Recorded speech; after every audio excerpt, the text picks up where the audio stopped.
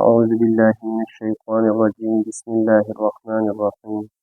من ذا الذي يقرض الله قرضا حسنا فيضاعفه له أضعافا كثيرة والله يقبض ويبسط وإليه ترجعون. دې آیت کې د الله پاک په لاره کې د مالي خرچ تذکره ده. اولني آیت کې چې دی تمهید په طور باندې ابتدا کې الله پاک هغه واقعه راوړه د بني اسرائیلو هغه د مرګ د یېرې د یو تښتېدلي وو بل ځای ته، لیکن مرګ په خپل وخت هغو بیا هم الله پاک مړ کړل. بیا د هغې نه وروسته الله پاک د جهاد حکم بیان کړو. په جهاد کې چې دی انسان خپل ځان خرڅ کوي، یعنې د جسم قرباني ورکوي، او دلته بیا پسې ورپسې دې آیت کې چې دی هغه مالي قرباني کوي، د الله په لاره کې خپل مال خرڅ کول. نو من ذا الذي يقرض الله قرضا حسنا، الله پاک فرمایي څوک دی هغه کس چې الله پاک له قرضه ورکړي، قرضا حسنا، قرضه ښایسته.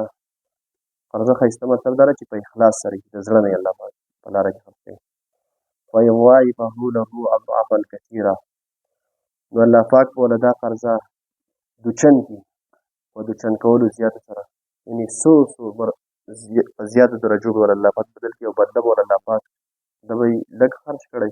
او الله پاک به بدله څو چنده باندې وله بدله ورکړي. نو من ذا الذي، اوس الله پاک خو هر څه د الله پاک ملکیت دی، هر څه د الله پاک په بادشاهۍ کې. قرضه خو هغه چا له ورکړل کېږي چې د چا سره نه وي، بس د یو سړي سره نه وي بل کس ته له قرضه ورکړي، نو چې ټول هر څه د الله پاک وي نو الله پاک له څنګه قرضه ورکړي. دلته الله پاک د قرضې نسبت مجازن شی دی، ځکه چې هر څه د الله پاک ملکیت دی، ټوله بادشاهي د الله ده، نو قرض خو د هغې د الله پاک په حق کې کېدی نه شي. لیکن دلته مجازن مطلب دا څنګه چې د قرضو بدله ورکولی کېږي عوض، څوک چې چاله قرض ورکړي هغه والا بیا بدله کې د هغه قرض واپس ورکوي. الله پاک تعبیر داسې کړی که تاسو د الله پاک په لاره کې خرچ کوئ، یعنې په جهاد وغیره کې، جهاد یا نور د الله پاک په لاره کې خیر کار وي، نو چې تاسو دا خرچ کوئ نو د قرض تعبیر دې کړی چې الله پاک به تاسو له عوض د دې درکړي. نو الله پاک له قرض نه ورکولی کېږي، تعبیر دا ځکه کړی چې الله پاک به د دې قرضو داسې بدله درکړي چې په دنیا کې خلک بدله ورکوي، نو الله پاک به تاسو له دې قرضو بدله درکړي، او بیا بدله به در څومره درکړي، په څو چنده به درکړي.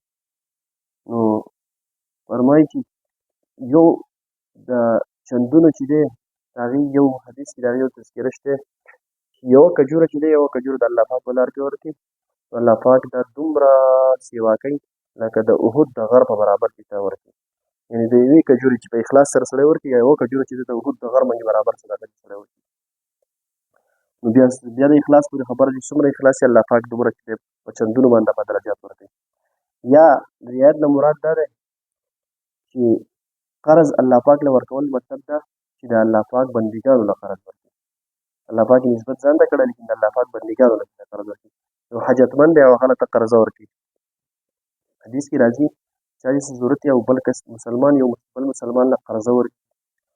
نو دغه قرضه خو به ده ته واپس میلاوېږي، خو دا خبره ده قرضه خو مطلب دی چې واپس دې ورکوي، چې په قرضې د یو شي نوم وایي به واپس ورکوي. لیکن د ده دا قرضه چې دا څومره ورکړې ده، الله پاک د دې د دوه، یعنې دا چې دوه پیرې کړي دا قرضه دومره برابر د صدقې ثواب وله ورکوي. قرضه ورته واپس میلاوېږي، او په دغې کې داسې ده که دغه مال چې دی دوه پیرې، یعنې دغې مال دوه چونده چې دی څه کړي صدقه کړي، د هغې برابر الله پاک دله ثواب ورکوي.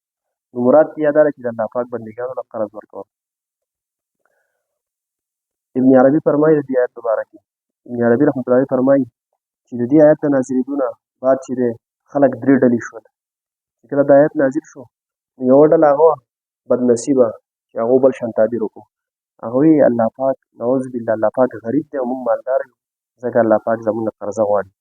نو هغو په دې باندې ګمراه شول. د هغې جواب او د هغې هغه تذکره الله پاک څلورمه سپاره کې په آیات کې نقل کړې ده چې لقد سمع الله قول الذین قالوا ان الله فقیر ونحن اغنیاء، چې الله پاک قول واورېد، د هغې خلکو خبره یې واورېده چا چې دا خبره وکړه چې موږ مالداران یو الله پاک غریبه دی، نعوذ بالله. یعنې دې دا خبره وکړه چې د محمد صلی الله علیه وسلم رب چې دی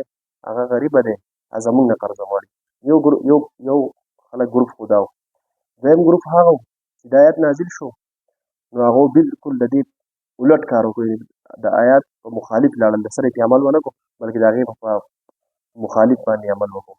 چې الله پاک وایي قرضه ورکړئ د الله پاک په لاره کې خرچ کوئ. نو هغو بیخي بخل شروع کړو، بیخي شومتیا شروع کړه، او €1 به یې نه لګوله،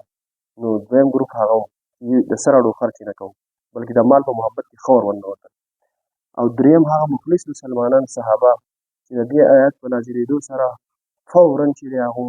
د دې باندې عمل وکړو او د الله پاک په لاره کې خرچ وکړو او خپل بهترین او ښه مالونه چې دی خرچ کړل.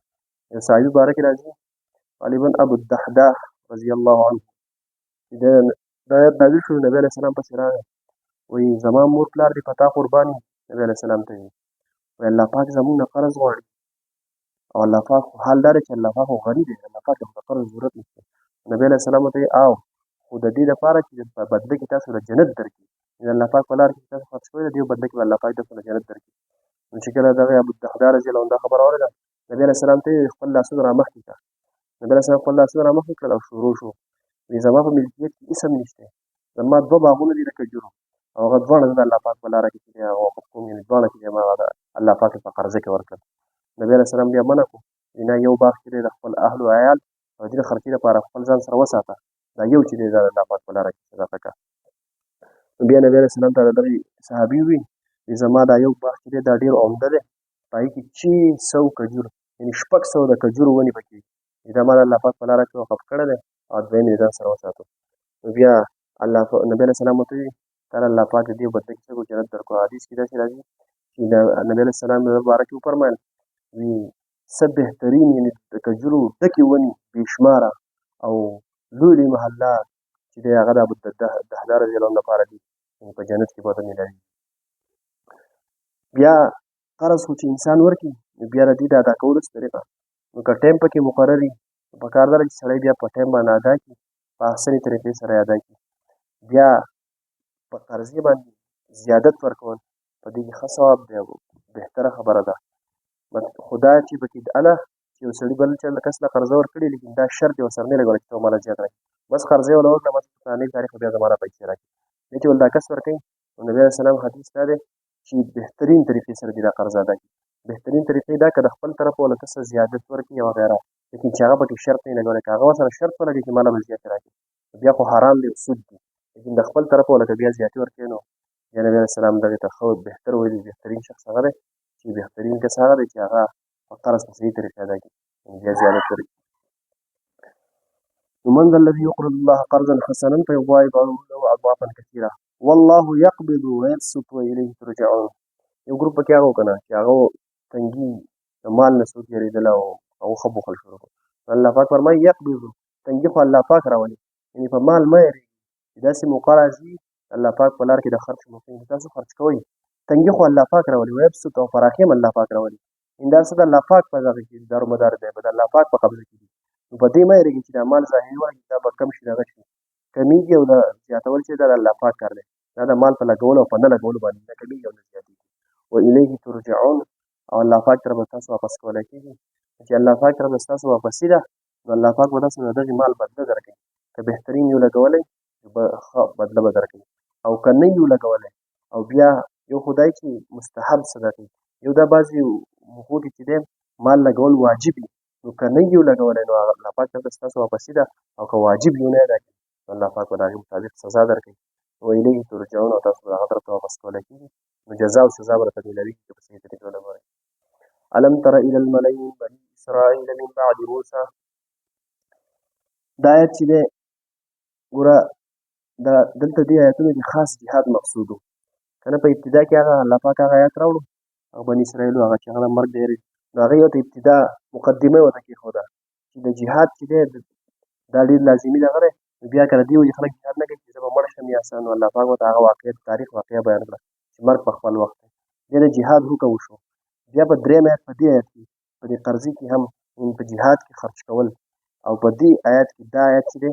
دغې آیت کې هم تایید او په دې آیت کې تاکید دی، یعنې په دې جهاد باندې ښه زور ده. په دې کې بیا د بني اسرائیلو یوه واقعه الله پاک ذکر کړې ده. نبي علیه السلام ته الله پاک فرمایي الم تر الى الملأ، تا ونه لیدل تا ته خبر نه دی رسېدلی د هغه یو جماعت د بني اسرائیلو من بعد موسی د موسی علیه السلام نه وروسته اذ قالوا لنبي له ابعث لنا ملكا نقاتل في سبيل الله، یعنې د هغې بني اسرائیل د جماعت چې د موسی علیه السلام نه وروسته او خپل نبي ته وایي چې زموږ دپاره مقرر کړي یو بادشاه چې موږ د هغه د جنډې د لاندې چې دی جهاد وکړو. واقعه دا وه چې کله دا بني اسرائیل د موسی علیه السلام نه وروسته یو خو دوی د الله پاک احکامات پرېښودي وو، د الله پاک په احکاماتو عمل نه کوو، نو په دې باندې چې دی قوم عمالقه مسلط شوی او بیا جالوت بادشاه چې دی دا واقعه ده، اوږده واقعه ده. جالوت بادشاه په دې باندې مسلط کړی شوی، نو د دوی ډېر ښارونه او ډېرې بستیانې دی ونه قبضه کړې وي، او د هغې نه علاوه د دوی بچي چې دی هغه یې قیدیان کړي وو، یعنې دوی در په در کړي وو، یو خو د خپلو زیږون نه ویښتي وو، بل بچي یې هم قیدیان کړي وو. نو دې ته د اصلاح غور فکر دغه پیدا شو. نو په هغه وخت کې چې دی شمویل علیه السلام نبي و، نو په دغه وخت کې دوی بیا د موسی علیه السلام نه وروسته شمویل علیه السلام ته ویل چې زموږ دپاره یو بادشاه مقرر کړئ، یو امیر چې د هغه د جنډې لاندې چې دی موږ جهاد وکړو د دغې قوم سره چې زموږ چې دی هغه بچي هم زموږ قیدیان کړي دي او زموږ چې دی دا ښارونه او دا اخیستي دي.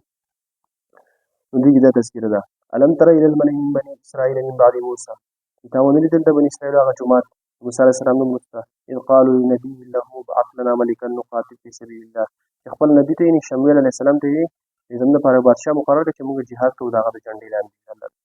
د الله پاک په لاره کې. قال هل عصیتم ان کتب علیکم القتال، شمویل علیه السلام ورته وایي ستاسو نه دا خبره لرې ده، یعنې تاسو به داسې ونه کوئ که په تاسو باندې تاسو اوس مطالبه کوئ لیکن ان کتب علیکم القتال الا تقاتلوا، که تاسو باندې جهاد فرض کړی شو یعنې قتال چې اوس د الله په لاره کې جهاد کوئ تاسو بیا قتال ونه کړئ، او داسې شوي هم د بیا وروسته مخکې ته واقع کړي. قالوا دوی وما لنا الا نقاتل في سبيل الله وقد اخرجنا من ديارنا وابنائنا، او موږ له څه شي چې موږ به جهاد نه کوو د الله پاک په لاره کې، یعنې د جهاد دپاره خو سبب او وجه هم شته، یو خو موږ له بادشاه مقرره کړه چې موږ د هغه د جنډې لاندې جهاد کوو، او د جهاد وجه هم شته، یعنې داسې نه ده چې موږ به هسې د هغه باندې حمله کوو، د هغې وجه دا ده چې وقد اخرجنا من ديارنا وابنائنا، چې موږ یې د خپلو کورونو نه ایښتي وو، زموږ هغه د دې څه کلي چې دی هغه یې قبضه کړي وو، نو موږ یې د خپلو کورونو نه ایښتي وو، وابنائنا او د خپلو زامنو نه، زامن یې ورله قیدیان کړي وو، دوی دې جدا کړي وو، د جهاد دپاره وجه هم موجود ده، نو موږ ولې جهاد نه کوو؟ الله پاک دې لکه زموږ دپاره ته یو بادشاه مقرر کړه نو موږ به خامخا جهاد کوو. فلما کتب علیهم القتال، بس کله چې فرض کړی شو په دې باندې قتال، یا وروسته په دې باندې مخکې آیت کې د هغې تذکر روان ده، په دې باندې چې کله جهاد پرې فرض کړی شو نو تولوا، نو دوی شا کړه ورته، بیا چې دی د جهاد باندې عمل ونه کړو الا قلیلا منهم، مګر په دې کې ډېر لږ کسان وو چې هغو جهاد وکړو، او نور چې دی ډېرو چې دی د دې نه اعراض وکړو او جهاد بیا نه کوو. والله علیم بالظالمین، او الله پاک علم لري په ظالمانو باندې، الله پاک ته علم دی چې څوک چې دی ظلم کوي په ځانونو باندې. دغه واقعه روانه ده مخکې ته. أعوذ بالله من الشيطان الرجيم بسم الله الرحمن الرحيم من ذا الذي څوک دی هغه کس یقرض الله چې قرض ورکړي الله ته قرضا حسنا قرض ښایسته فیضاعفه له، الله پاک په دوچن کړي دغه مال اضعافا کثیرا، په دوچن کولو زیاتو سره. والله یقبض، او الله پاک تنګي راولي، ویبسط، او پراخي راولي، والیه ترجعون، هغه طرف ته به تاسو واپس کولی کېږئ. الم تره، آیا تا نه دي لیدلي إلى الملأ یو جماعت من بني اسرائیل بني اسرائیلو من بعد موسی وروسته د موسی علیه السلام نه بعد اذ قالوا هر کله چې دوی وي لنبي لهم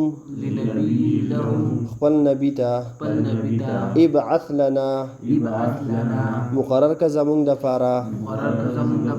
ملکن یو بادشاه نقاتل فی سبیل الله چې موږ قتال کوو په لاره د الله کې. قال هل عصیتم وی دی پیغمبر ستاسو نه دا خبره لرې نه ده ان کتب علیکم القتال که چېرې فرض کړی شو په تاسو باندې قتالو الله تقاتلو دا چې تاسو به قتال نه کوئ. قالو قالوا دیوی دوی وما لنا وما لنا او سشی دی مونږ لرا او سشید من لرا الله نقاتل الله نقاتل دا چې مونږ به قتال نکو دا جنوب قتال نکو فی سبیل الله فی سبیل الله بلار د الله کی بلار الله کی وقد اخرجنا وقد اخرجنا او تحقیق سره مونږ وښکې شیو او تحقیق سره موږ کېشیو من دیارنا من دیارنا د کورونو خپلنا کورونو خپلنا و ابنائنا و ابنائنا او د زامنو خپلنا د زامنو خپلنا فلما كتب فلما كتب سر کله چې فرض کړی شو وسار کله چې فرض کړی شو علیهم علیهم بدوی باندې بدوی باندې القتال القتال قتال قتال تولوا تولوا ودي بشاشول بشاشوا الا قليلا منهم الا قليلا منهم مگر لک کسان د دوینا مگر لک کسان د دیونا والله علیم بالظالمین والله علیم بالظالمین او الله پاک علم لري په ظالمانو باندې الله پاک علم لري په ظالمانو باندې